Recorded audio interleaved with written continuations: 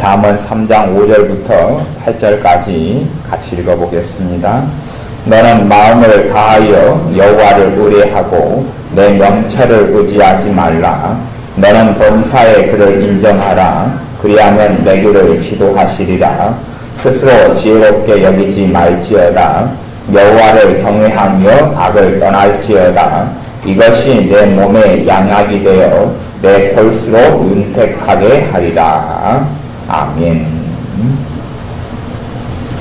잠언에는 여러 가지 내용이 나와 있는데 그 가운데 핵심을 한 두 가지만 이렇게 골라보라 이렇게 말한다면, 하나는 하나님의 지혜를 얻으라 하는 것이 하나일 것이고, 또 하나는 너의 지혜를 내려놓으라.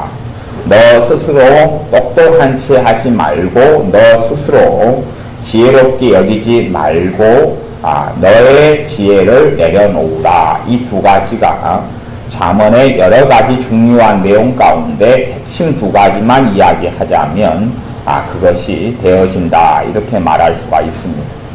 그렇기 때문에 순서를 다시금 정확하게 이야기한다면 너의 지혜를 내려놓고 하나님의 지혜를 얻으라 하는 것이 잠언의 핵심이다 그렇게 말할 수가 있습니다.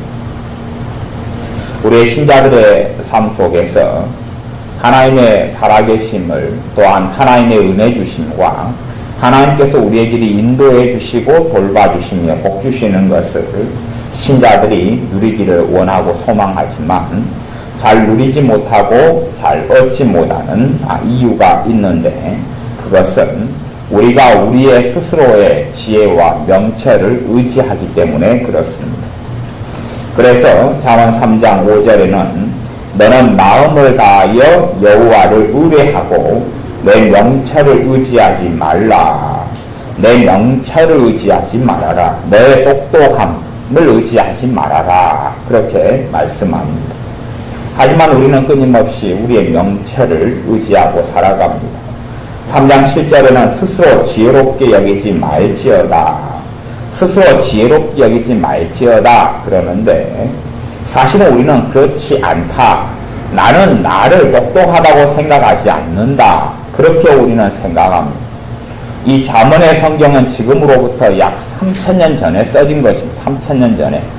3000년 전이기 때문에 그때의 사람들은 초등교육도 받지 못했고, 그리고 컴퓨터에 대한 지식이나 또한 핸드폰에 대한 지식이나 지금 현재 우리가 가지고 있는 어떠한 지식도 없었을 때, 단지 양을 치는 것, 농사 짓는 것 정도에 불과한 어디 가서 나무를 할 것인가, 어떻게 음식을 좀 만들어서 먹고 살 것인가 하는 아주 작은 소소한 지식밖에 없었던 시대에 하나님께서 잠언을 통하여 스스로 지혜롭게 여기지 말지어다 라고 명령하고 있습니다. 그렇다면 당시에 3000년 전에 식이 없고 학식이 없고 학벌이 없는 사람들도 하나님 보시기에는 스스로 지혜롭게 여기고 살고 있었다 하는 것입니다. 우리는 더 많은 지식을 소유하고 있고 살면서 우리 스스로 지혜롭게 여기지 않는다고 우리도 생각하는 경향을 똑같이 가지고 있습니다. 그것에 내가 스스로 나를 지혜롭게 여기느냐 그렇지 않느냐를 평가해 볼 수 있는 평가의 지침이 3장 6절에 나와 있다 그렇게도 말할 수 있는데, 3장 6절에는 너는 범사에 그를 인정하라. 그리하면 내 길을 지도하시리라 그렇게 말합니다. 범사에라는 것은 모든 일을 이야기합니다. 모든 일. 우리의 삶 속에 스스로 지혜롭게 여기지 않고 하나님을 의지하고 내 지혜를 내려놓고 하나님의 지혜를 받고 살아가려면 내 삶 속에 모든 일들 속에 하나님의 가르침과 지혜 주시기를 원하는 것이 있어야 됩니다. 실제로는 그러한 삶이 성령 충만한 삶과 하나님과 동행하는 삶의 비결이 되어집니다. 우리의 삶 속에 우리는 어떤 큰 것들, 어떤 특별한 문제들에 있어서 하나님의 도우심을 구하는 경향이 있습니다. 그렇기 때문에 하나님의 지혜를 구한다 하는 것이 우리하고는 별로 상관이 없어집니다. 실제로 하나님의 지혜를 구한다 하는 것이, 하나님의 명철, 하나님의 지혜를 구한다 하는 것이 우리하고 아무런 관련이 없게끔 여겨집니다. 왜냐하면 실제로 우리의 기도가 하나님의 지혜를 주옵소서 하는 기도를 할 만한 일들이 거의 없기 때문에 그렇습니다. 거꾸로 이야기하면 하나님의 지혜의 필요성을 느끼지 못한다는 이야기는 내가 내 지혜로 충분히 살아가고 있다 하는 것입니다. 모든 일에 하나님을 인정하라 하는 이야기는 모든 일들마다 하나님을 의지하고 하나님의 지혜를 의지하고 하나님을 의지하라 하는 이야기가 되어집니다. 내 지혜를 버리고 내 지혜를 내려놓을 때에 하나님의 지혜를 받을 수 있는 준비가 되어집니다. 우리의 기도는 굵고 큰 기도를 하기를 좋아하지만 실상은 커다란 기도 속에 하나님의 살아계심을 체험하고 누리는 신자들은 거의 없습니다. 아마 너무 극단적인 상황에 몰리고 큰 위기의 상황에 몰려서 간절히 하나님께 기도할 때에 애굽에 있었던 이스라엘 백성이 하나님께서 10가지 기적을 통해서 그들을 해방시켜 주셨던 것처럼 그런 일들이 일어날 수는 있지만 실제로 삶 가운데 살아계신 하나님을 깊이 있게 만나기는 어렵다 하는 것입니다. 예를 들어서 우리의 신앙생활 속에 신앙서적을 읽는 것은 꽤 중요한 위치를 차지합니다. 신앙서적을 읽을 때에 하나님, 내가 어떤 책을 읽어야 될지 내게 좋은 책을 인도해 주십시오. 그렇게 기도할 수가 있을 것입니다. 그것은 큰 기도다 그렇게 말할 수가 있는 것이, 그것도 큰 기도. 아니면 책에 대한 기도는 좀 구체성을 가지고 있지만 하나님, 내가 어떠한 영적인 지식을 얻어야 됩니까? 내가 어떠한 하나님의 말씀에 대한 지식을 얻어야 됩니까? 그 지식을 얻게 해주십시오. 그렇게 더 큰 기도도 할 수 있을 것입니다. 그것도 굉장히 큰 기도가 됩니다. 책을 놓고 기도한다면 하나님, 내가 어떤 분야에 부족함이 있습니까?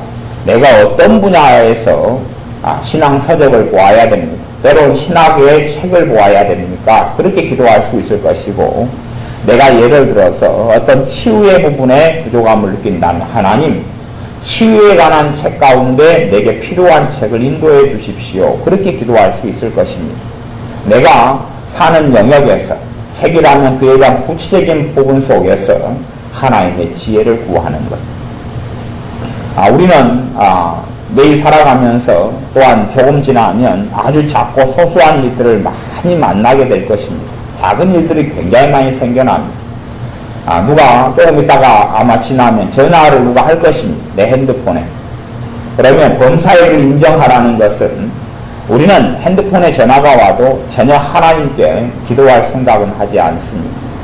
그냥 내가 내 스스로 지혜롭게 여기기 때문에 그냥 전화를 받습니다. 그리고 내가 통화합니다. 5분이든 10분이든 아니면 1분이든 2분이든 너 알았다 오라고 갈게. 그리고 끝이지요. 아니면 더 복잡한 이야기를 여자분들은 많이 할 것입니다. 또 어디에 전화하고 싶은 마음이 듭니다. 그러면 전화를 걸죠. 그렇게 그냥 우리의 일상생활이 채색되어 있습니다. 내가 이마트 롯데마트에 가서 뭘 사야 되겠다 생각이 들면 시간을 내서 언제가 시간이 남았네, 그때 사러 가야 되겠다 마음 먹고 사러 갑니다.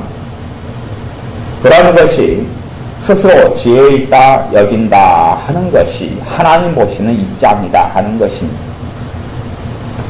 하나님의 살아계심을 체험하고 누리려면 내가 하나님께 기도하지 않고 구하지 않아도 시장 가서 얼마든지 물건을 다 살 수 있고, 그리고 롯데마트나 이마트 가서 때에 따라 필요한 것을 다 구입할 수도 있고, 그리고 사람 만나서 전화통화도 다 할 수 있습니다. 전부 다 가능합니다.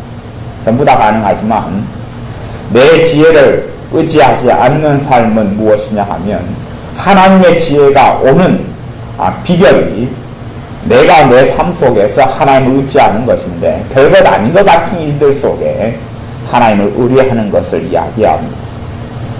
잠언 3장 5절에는 너는 마음을 다하여 여호와를 의뢰하고 마음을 다하여 여호와 하나님을 의뢰하라. 그럼 의뢰라는 것은 우리식으로 표현한다면 어떤 법적인 분쟁이나 일이 있다면 변호사에게 내 일을 의뢰할 것입니다. 내가 이만약시한 일이 있는데 좀 해결해 주십시오. 그게 의뢰지요.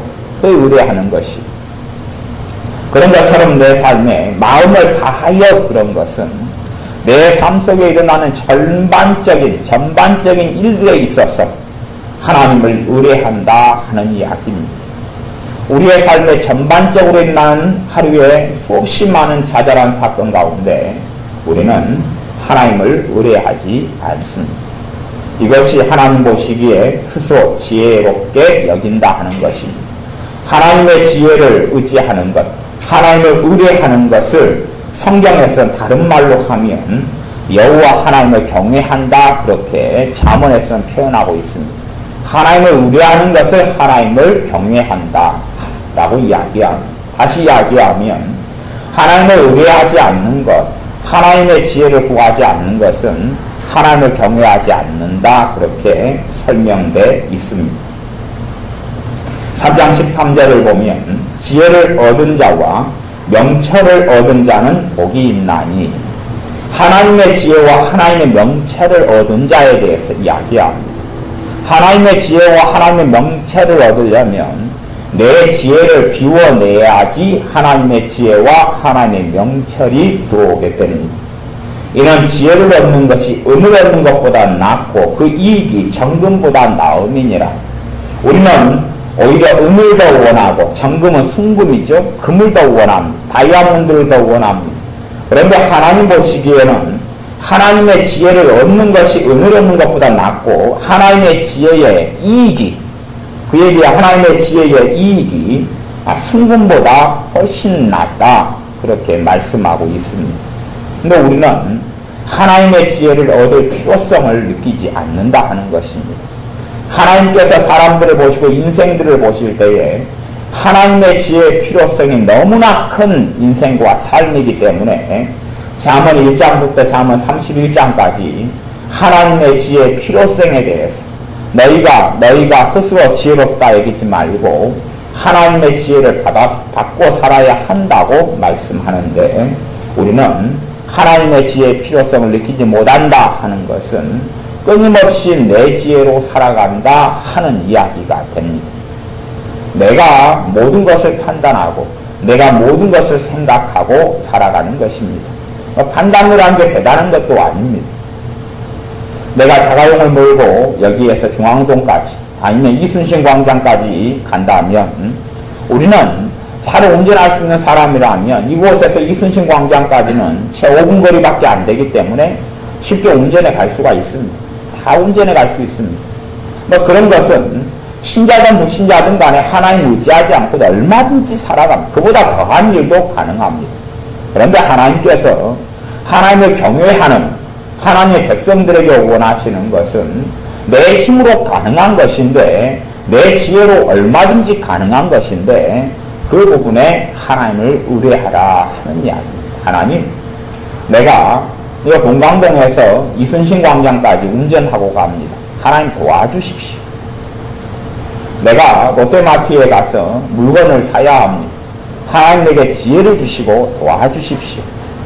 도움을 구한다는 것은 나의 무능을 인정한다 하는 이야기입니다. 도움을 하나님께 구한다는 것은 믿음을 전제로 합니다. 내가 그 부분에 도움을 구할 때에 하나님께서 도와주신다는 믿음을 전제로 합니다. 누가 전화가 왔습니다. 하나님, 전화가 왔습니다. 전화 통화할 때 지혜를 주시고 도와주십시오. 그렇게 간단하게 기도하고 전화를 받는 사람, 그런 사람과 그렇지 않는 사람은 너무나 다른 길을, 처음에는 물론 표시가 나지 않습니다. 왜 표시가 나지 않냐 하면 3장 5절에 보면 너는 마음을 다하여 여호와를 의뢰하고 그렇게 말씀했기 때문에 단지 그렇게 한 번 기도한다 해서 그렇게 2번 한다 해서 5번 한다 해서 차이가 그렇게 생기지 않습니다. 하나님께서는 내가 마음을 다하여서 정말 하나님을 의뢰하는지 하나님과 함께 살아가기를 원하는지 하나님과 함께 행하기를 원하는지 아마 이제 결혼 생활을 오래 한 부부 같은 경우는 삶이 서로 다른 영역에서 사는 것을 오히려 더 좋아하게 될 것입니다. 오래 살다 보면 너무나 삶을 함께 공유하는 것이 짜증나기도 하고 권태롭기도 하고, 그래서 서로 간에 다른 삶의 영역을 가지고 살기를 좋아합니다. 그런데 한참 이렇게 연애하고 사귈 때는 모든 것을 함께 하고 싶어질 수도 있습니다. 함께 책을 읽고, 함께 취미생활을 하고, 함께 옷을 사러 가고, 함께 화장품을 사러 가고, 함께 쇼핑을 하고, 함께 레저를 즐기고, 이걸 원할 수가 있어요. 근데 진짜 성경에서 하나님과 하나님의 백성의 관계를 결혼관계다 그렇게 비유하고 말씀했습니다. 하나님께서 하나님의 백성인 하나님의 자녀에게 원하시는 것은 하나님과 겸손히 동행하는 것이 아니냐 그렇게 말씀했습니다. 하나님과 동행하는 것. 내가 내 삶에 있어서 모든 영역과 부분에서 하나님의 지혜를 구하고 하나님을 경외하며 하나님과 함께하기를 원하는 그런 것이 있어야 될 것이고, 그러한 가운데 한 번, 두 번, 세 번의 소소한 일을 기도한다 해서 대단한 일은 벌어지지 않습니다. 특별한 일도 벌어지지 않습니다. 그러나 내가 전심으로 하나님을 의지하는 그러한 순간, 그러한 것을 하나님께서 목격하시고 목도하신다면 그때에 성령님의 놀라운 역사하심이 나타나기 시작하고, 그리고 그러한 소소하고 작은 일들에 하나님께서 관여하시고 일하셔서 얼마나 그 작은 일들을 통하여 내게 하나님의 기쁨이 주어지고 하나님의 평강이 주어지며 하나님의 살아계심을 체험하며 내가 하나님의 자식이구나, 내가 하나님의 딸이고 하나님의 아들이구나 하는 그 큰 은혜를 소소하고 작은 일들을 통하여 누려가기 시작합니다. 어느 때가 되어질 때에.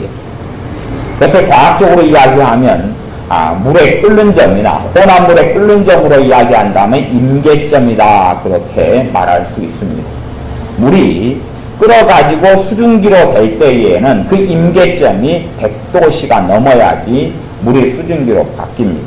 또한 액체인 물이 고체인 얼음으로 변하려면 임계점인 0도가 지나서 마이너스로 들어갈 때에 물이 얼음으로 변합니다. 그런 것처럼 어떠한 지점이 임계점이 될런지, 어떠한 지점에 하나님께서 너가 마음을 다하여 나를 의뢰한다 라고 보실런지는 알 수가 없습니다. 그러나 우리가 진짜로 하나님을 삶 속의 일들 속에 하나님을 의뢰하는 것을 하나님이 보시고 확인하신다면 그때부터 은혜의 삶이 시작됩니다. 주님께서 그렇게 말씀하셨습니다. 내 짐은 쉽고 가볍다. 하나님의 아들, 딸들로 살아가는 것이 쉽고 가볍다. 하나님의 백성이 아닌 세상 사람들이 살아가는 삶보다 쉽고 가볍다. 그렇게 말씀하셨습니다. 하지만 실제로 신자들의 인생과 삶을 살펴보면 쉽고 가벼운 삶을 사는 사람들은 거의 없습니다. 왜냐하면 잠언 1장부터 31장까지 하나님의 말씀을 무시하기 때문에 그렇습니다. 너를 스스로 지혜롭게 여기지 말라 했는데 끊임없이 우리의 지혜를 의지하고 우리는 그냥 살아갑니다. 모든 것이 내 판단. 옷을 사러 간다 그러면 내가 마음의 결정을 내려놓으면 그 옷을 내가 사야 되겠다. 그리고 우리가 신발을 사러 살 일이 있으면 기도하지 않습니다. 하나님을 의뢰하지 않습니다. 왜냐하면 하나님을 의지하지 않고도 우리는 얼마든지 신발을 살 수 있잖아요. 얼마든지 때로는 싼 가격에도 살 수 있습니다. 다 하나님 의뢰하지 않고도 가능합니다. 그러니까 우리의 삶의 습관이 하나님 없이 사는 삶, 내 지혜로 사는 삶에 완전히 내 습관이 길들여져 가지고 있습니다. 다시 이야기하면 내 중심의 삶에 길들여져 있다 하는 것입니다. 내 중심의 삶에. 자동차에 기름을 넣어야 되면 우리가 항상 넣던 주유소도 있잖아요. 그리고 저렴하게 넣고 정품 기름을 파는 주유소도 내가 알고 있을 수 있습니다. 거기에 가는 길에 저렴하고 정품을 파는, 기름을 파는 그러한 곳에 들려서 기름을 넣으면 됩니다. 그런데 그것이 내 지혜이고 내 처신이지만 내가 하나님께 기도하여 하나님의 지혜를 구하며 인도를 구하면 결과는 달라진다 하는 것입니다.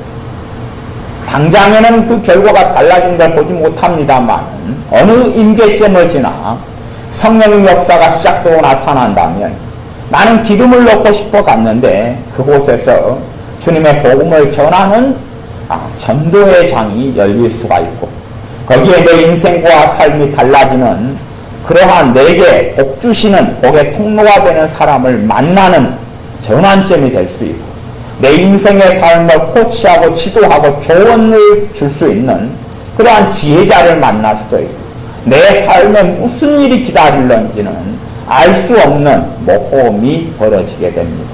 그래서 우리의 모든 삶 가운데 하나님을 의뢰하고 의지하는 삶을 사는 길을 선택하면 우리가 굳이 필리핀에 여행을 간다거나 제주도에 올레길을 걸어간다거나 아니면 지리산에 둘레길을 걸어간다거나 아니면 더 아름답고 신기한 무슨 여행을 유럽 여행을 한다거나 로마의 길을 걸어간다거나 그런 대단한 모험을 하지 않아도 하나님과 함께 살아가는 이러한 매일의 삶이 정말 흥미진진하고 기대감이 넘치는 모험이구나 하는 것을 체험하게 되어집니다.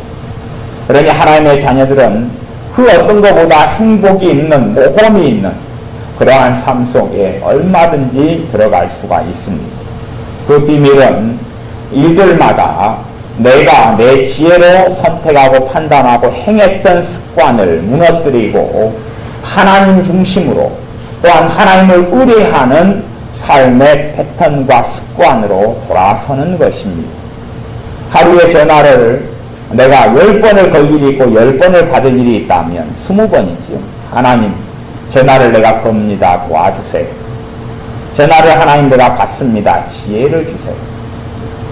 내가 물건을 사야 될 일이 있다면 내가 어디에서 어디까지 운전할 일이 있다면 내가 사람을 만날 일이 있다면 내가 대화할 일이 있다면 내가 옆에 있는 마트에 가서 간단한 물건을 살 일이 있다면 내가 포도 한 상자를 산다고 가게에 가서 산다면 내가 떡집에 가서 떡을 만들려고 하는 그 하찮은 일이 있다면 정말 우리 삶은 다 그 하찮은 일들이 모여서 큰 일들이 빚어지고 만들어져 갑니다. 하지만 우리는 큰 일들만 가지고 몽땅 그려서 하나님께 기도하기를 좋아합니다. 오늘 오후에 시간을 내어서 치유 핸드북에 대해서 함께 시간을 좀 가지고 치유가 어떻게 나타나고 일어나는가 하는 것을 좀 오랜 시간에 같이 살펴보았습니다. 치유의 경우도 그렇게 이야기합니다. 한 사람의 몸에 질병이 여러 개가 있다면 그 하나하나의 질병을 가지고 기도해야지 한꺼번에 허리도 아프고 다리도 아프고 손도 아픈데 다 치유해 주세요. 그래서는 거의 치유가 나타나지 않는다. 그렇게 전 세계의 치유 사역자의 거장이 그렇게 이야기하고 있습니다. 팔이 아프면 팔을 놓고 먼저 기도하고 다리가 아프면 다리를 놓고 기도하고 그렇게 구체적으로 기도해야 된다. 그 다음에 중요한 핵심적인 가르침은 그거였습니다. 몸에가 의학적인 지식이 많으면 많을수록 하나님의 능력을 통해서 치유하는 확률이 높아진다 하는 겁니다. 무슨 말이냐 하면 어떠한 질병이 우리는 있으면 그걸 우리는 고치려고 합니다. 하나님의 능력으로 고치려고 합니다. 고치기는 무척이나 쉬운데 기도해도 많은 경우 고쳐지지 않는 일이 있는데 그것은 우리가 그것이 원인이라고 생각하는 그 증상이 사실은 이 원래의 질병의 근원이 아니고 뿌리가 아니고 열매에 불과한 경우들을 많이 이야기하는 것을 오늘 살펴보았습니다. 무슨 말이냐 하면 손발에 마비가 와요.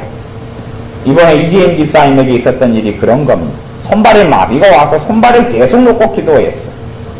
허리 같은 것은 놓고 기도했으니 좋아지고 그것은 좋아진 몸이 치료되고 좋아졌는데 손발이 지금 힘이 없고 마비가 오고 이런 것은 좋아지질 않았어요. 아무리 기도해도 좋아지지 않았어요.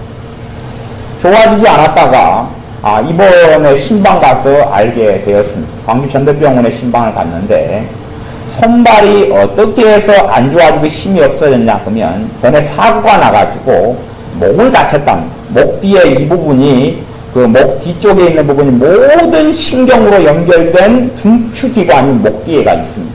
거기를 다쳤대요. 거기를 다친 결과로 손발에 힘이 없고 마비가 왔던 것이. 그러니까 사실은 손발을 잡고 기도해서는 아무런 효과가 없었다 하는 이야기입니다.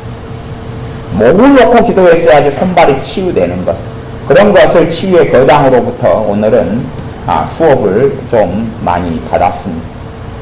그러니까 주로 발에 있어서 심지어 발이 아프다, 발에가 통증이 계속 있다 그러면 대부분 발에 대한 것은 골반이 치료되면 발이 치료된다 그래요. 뿌리가 골반이다 그래요. 그 다음에 여자들 같은 경우는 통이 굉장히 심하거나 생리 전에 이렇게 심한 통증이 많은 경우도 다 골반의 문제다 그래요. 골반을 치료해야지 그 부분이 치유가 된다.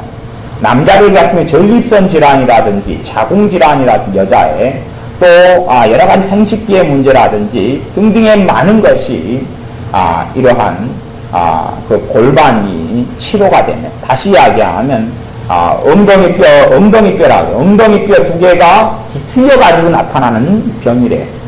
사람 몸에 크게 중요한 치유 네 가지가 기본적인 치유인데 그 두 가지 네 가지 치유 가운데 두 가지를 이야기한다면 하나는 목치유.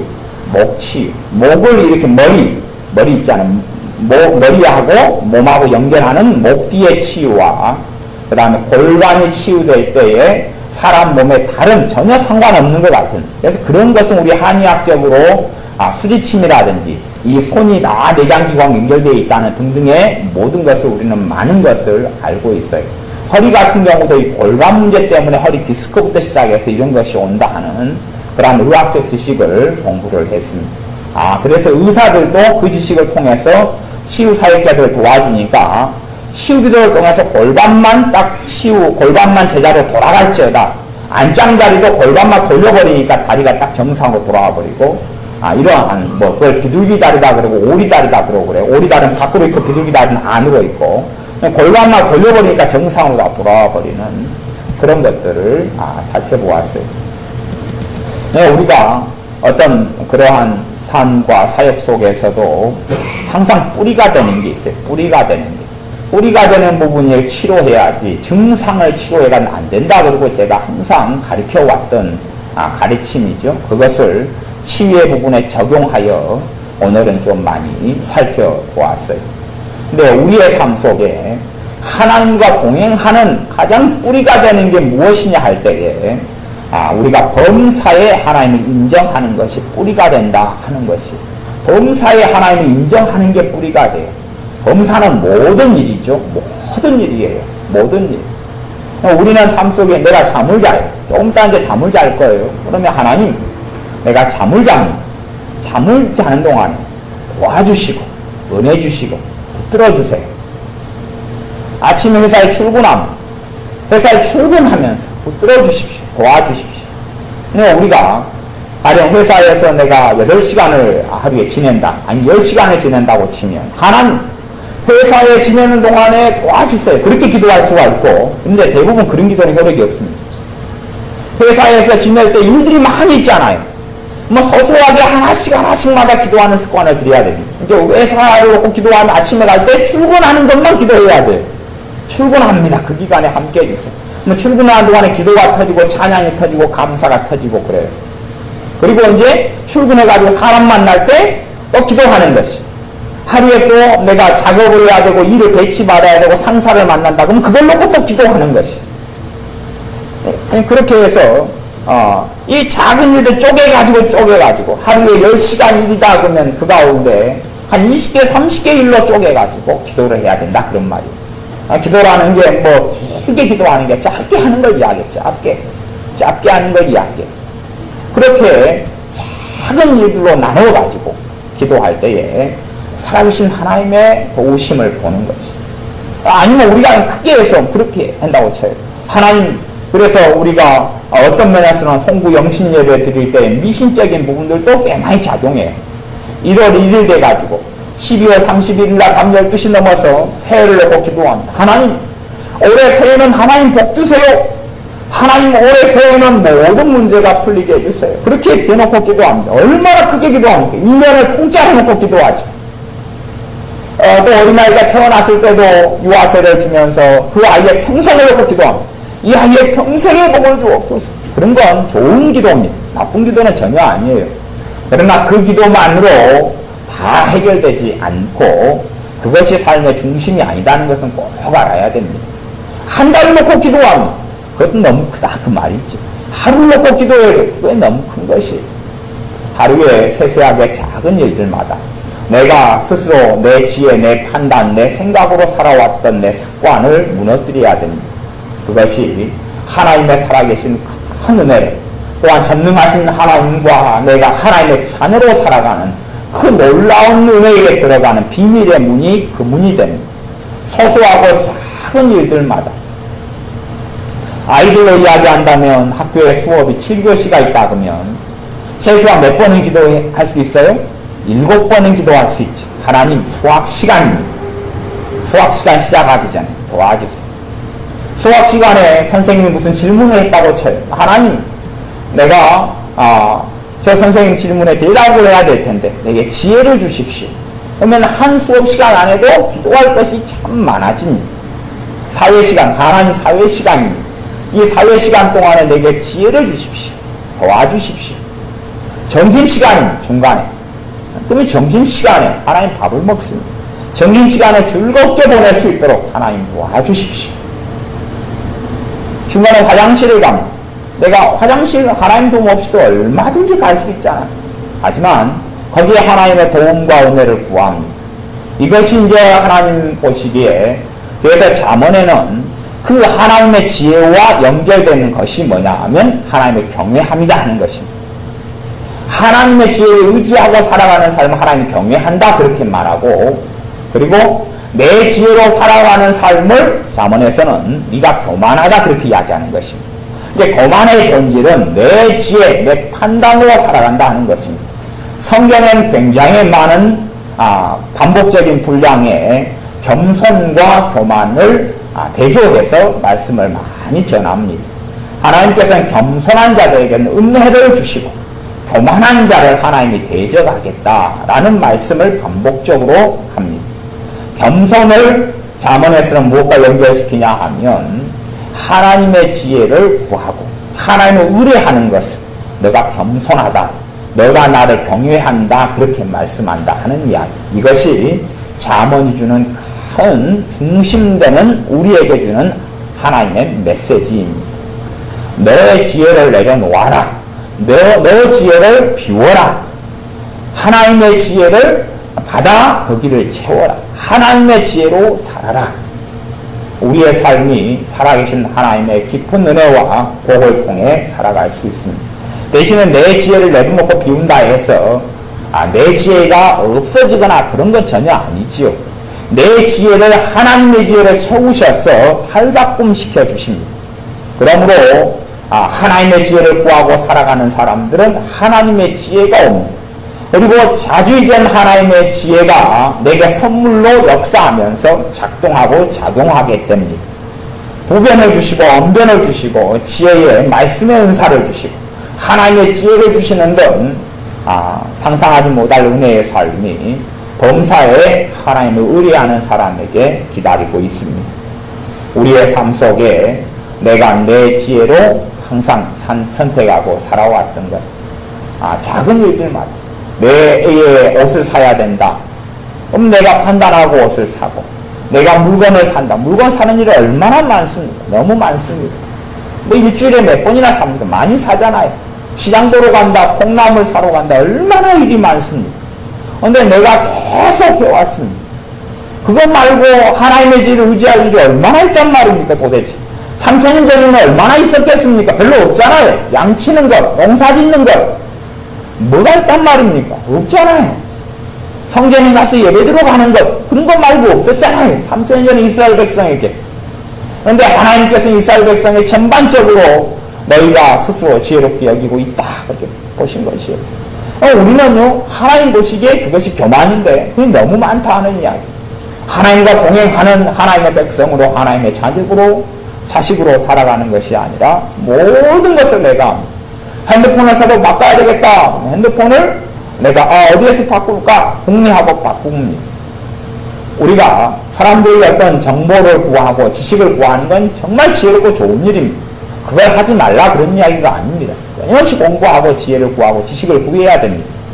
하지만 하나님의 지혜를 구할 때에 내 지식을 하나님께서 사용하시고 내 지혜를 사용하시고 때론 내가 알지 못하는 지혜와 조언과 지식을 사용하셔서 또한 숨겨지는 내 지능이 내 재능이 일어나게 하셔서 내 삶을 아름답게 만드신다는 것을 하나님 백성들이 알지를 못한다 하는 것입니다. 나를 새롭게 빚어 가신다는 것을 알지 못한다 하는 것입니다. 이야기하자면 정금같이 나오리라 그런 하나님의 말씀이 있습니다. 내가 불순물이 가득한 찌꺼기 은같이 아니면 14K같이 10K같이 16K같이 불순물이 많은 그것도 불순물이 적은 것에 속하지만 불순물이 많은 금의 분량이 조금밖에 없는 그런 쓸모없는 금속처럼 되어져 있다면 하나님께서 나를 정금같이 빚어내신다 하는 것입니다.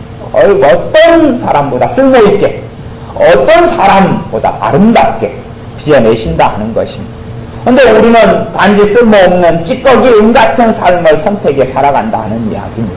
찌꺼기 은같이 그러면서 기도하는 것은 하나님 좋은 가방을 주십시오. 좋은 차를 주십시오. 좋은 집을 주십시오. 그러니 사실은 좋은 걸 가져도 내게는 좋은 것이 좋은 걸로 오지 않습니다. 어제 신문기사에 그걸 보았습니다. 영국에서 한 여자분이 46살인가 51살인가 되신 여자분이 최근에 몇 년 전에 복권에 당첨됐는데 한 50억 당첨이 됐어요. 50억 당첨돼서 복권 당첨되면 대형 복권 당첨되면 하는 첫 번째 일은 뭐냐 그러면 직장 때려치우기죠. 그래서 그분도 대형 마트에서 근무하는 분이었는데 때려치웠습니다. 그리고 이제 그 큰 돈으로 일단은 집을 몇 억짜리 하나 사고 그리고 지내왔습니다. 그런데 이 여자분이 도무지 행복하지가 않은 것이에요. 그리고 그렇게 할 일 없이 빈둥빈둥 살다가 병도 들고 병원에 입원했다가 행복하지가 않아요. 그래서 다시금 이 여자분이 돈은 그대로 가지고 있어요. 그 재산을 그대로 다 가지고 있어요. 가지고 있다가 이번에 다시 과거에 자기가 나온 직장에 취직했다. 그 직장의 사정을 이야기했더니 그 직장에서 받아주었어요. 그래서 동료와 만나고 이야기하고 대형 마트에서 물건 파는 일이죠. 그 일을 다시 하니까 옛날보다 몸도 건강해지고 나는 옛날 이렇게 사는 것이 행복한 줄 예전에는 내가 왜 몰랐을까? 돈은 넉넉하게 많은데 옛날 일로 돌아갔고 행복을 찾았다 하는 기사가 나와 있어요. 근데 우리는 생각하기를 뭔가가 외부적인 조건과 환경만 갖춰지면 나는 행복할 것이라고 생각합니다. 찌꺼기 은 같은 모습인 나인데 액세서리들만 많이 생기면 좋은 화장품, 좋은 반지, 좋은 차, 좋은 집, 좋은 옷 생기면 나란 존재가 변화되지 않았는데 나는 행복할 것이다 생각합니다. 그 여자분은 동료가 얼마나 중요한지, 우정이 중요한지, 또 자기가 해야 될 일이 얼마나 사실은 가치가 있는. 그래서 그 여자분은 영국에는 그분이 시급 11,000원 받는다. 11,000원. 시급 11,000원. 그 일이 좀 싼 직종이다 그래요, 영국에는. 근데 우리보다 참 좋은 것 같아요. 우리는 시급 3,000원, 4,000원, 5,000원 그러는데. 그런데 11,000원이 최고 사람들이 안 하는 일이 그 일이래요. 11,000원 시급. 10시간 일하면 11만원 아니에요. 그래서 그 일이면 나도 하겠다 싶더라. 근데 그것이 안 하는 직종이 돼요. 영국에서는 그렇대요. 네, 그래서 가장 천대받는 직종에 그 여자분이 시급 11,000원짜리에 그 큰 돈을 수십억 원 가지고 있으면서 그 일을 하는데 만족과 행복이 있다. 이것이 우리에게 시사하는 것은 우리의 나 자신이 변화되어 갈 때 우리에겐 진짜 행복이 찾아온다는 것입니다. 내 자신이 변화되는 건 내 노력과 애씀이 아니라 하나님을 내가 의뢰할 때, 마음을 다하고 일들마다 하나님을 의뢰할 때 가장 아름다운 하나님의 복을 주시는 첫 번째 것은 내가 변화된다는 것입니다. 내가 변화된다는 것은 내가 만족이 있는 삶을 살고 감사가 있는 삶을 살고 행복이 있는 삶을 살고 인생의 삶이 선물이다. 젊은 사람이나 나이 드신 분들을 만나보면 사람들의 고백이 그렇습니다. 내가 왜 태어났는지 모르겠다. 인생은 고역이다. 빨리 죽고 싶다. 그런 고백들을 젊은 사람도 해요. 20살도 인생이 왜 이리 고단한지 모르겠다. 그럽니다. 그러니까 옆에 있는 40살 되는 분이 하는 이야기가 니는 더 살아봐라. 인생은 더 고단하다. 더 힘들다. 고단하다. 그러고 그 옆에 있는 60살 된 분이 젊은 애들이 못하는 이야기가 없어.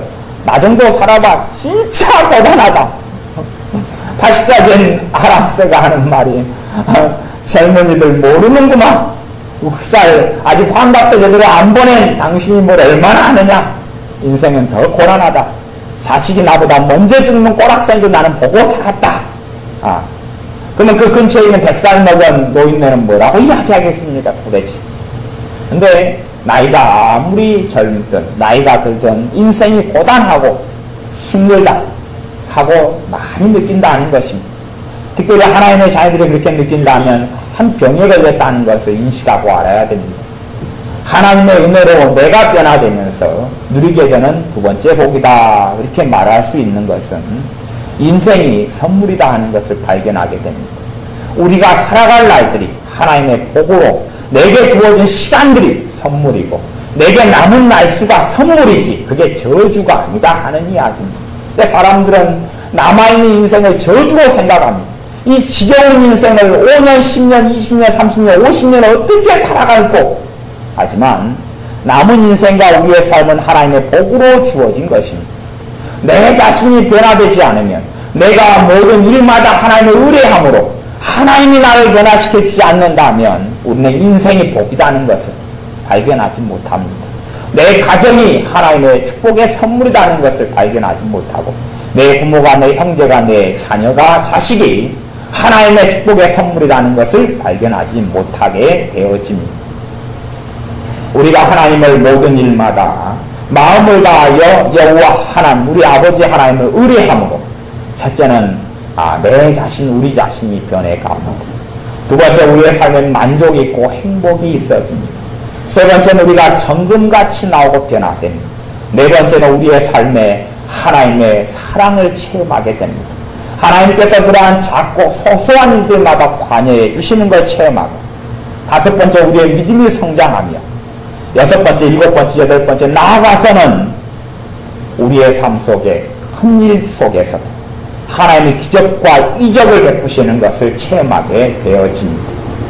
우리의 작은 일들마다 하나님을 의지하지 않는 사람이 큰 일 가운데 하나님의 기적과 역사가 있기를 바라지만 그러한 열매는 거의 나타나지 않습니다. 하지만 우리가 소소하고 작은 일들마다 주님을 의지하기 시작했을 때는 좋은 열매를 하나씩 거둬가기 시작합니다. 그러면 우리의 삶에 내가 무엇을 기도해야 되지? 내가 무엇을 하나님의 지혜를 구해야 되지? 라고 내가 퀘스천 마크를 단다면 나는 철저하게 내 지혜에 길들여져서 살아왔던 것입니다. 아마 이제 말씀을 마무리하고 설교를 끝낼 터인데 설교가 끝나고 또 함께 모여서 좀 기도하고 그리고 이제 남은 오늘 하루의 날을 보내고 내일을 또 시작할 거예요. 그래도 우리는 내 삶에 철저히 내 지혜로 사는 게 길들여져서 하루에 한 번, 두 번도 채 하나님의 지혜를 구하고 내가 스스로 지혜롭게 여기는 것을 회개하면서 하나님께 나아가진 않을 것이에요. 그만큼 우리의 지혜에 철저하게 길들여져 있는 삶을 우리는 산다 하는 것입니다. 내가 예를 들어 낚시를 간다 그러면 그것이 나를 위한 활동이라도 하나님 내가 낚시를 갑니다. 나를 지도해 주십시오. 그렇게 기도하면서 하나님의 지혜와 하나님을 의탁하는 삶을 우리는 살아야 할 것입니다. 그럴 때에 하나님께서 우리의 길을, 내 길을 지도하시리라. 내 길을 아름다운 길로 인도해 주시는 그러한 복된 걸음을 걷게 될 것입니다. 기도하겠습니다. 스스로 지혜롭게 여기지 말지어다. 여호와를 경외하며 악을 떠날지어다. 이것이 내 몸에 양약이 되어 내 골수로 윤택하게 하리라.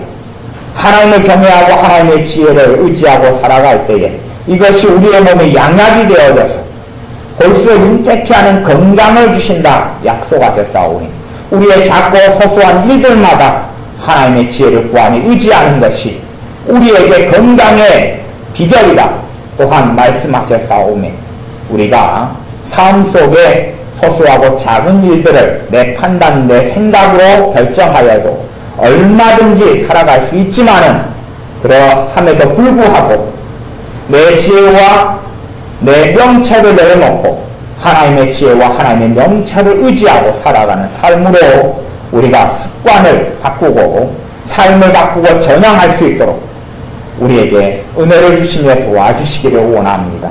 그리하여 얼마나 하나님을 섬기는 하나님의 백성들의 삶이 행복 속에 나아갈 수 있는지, 삶이 얼마나 지겹고 고단하고 힘들고 버거운 것이 아니라 편안하고 가볍고 하나님의 사랑이 얼마나 놀라운지 체험하는 그러한 복된 삶이 될 수 있는지 하나님을 의뢰하고 하나님을 범사 인정함으로 그렇게 누리는 우리들이 되게 하여 주셔서 우리의 매일의 인생과 삶을 통하여 하나님께 드리는 감사가 넘쳐나게 하시고 하나님께 드리는 찬양과 경배가 넘쳐나게 하여 주옵소서.